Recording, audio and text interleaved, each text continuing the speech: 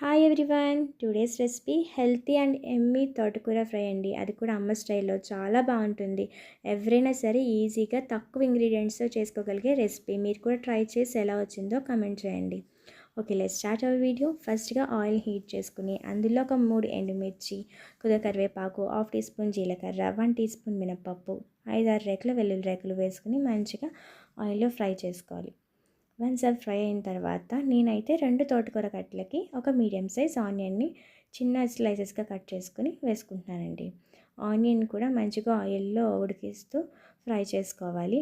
Once onion అనేది golden కలర్లో fry అయిన తర్వాత మనం నీట్గా వాష్ చేసుకున్న ఒక 2 కట్టల తోటకూరని మంచిగా చిన్నగా కట్ చేసుకుని అది కూడా ఆయిల్లో ఫ్రై చేసుకోవాలండి. తోటకూర అనేది బాగా మగ్గనివ్వాలి.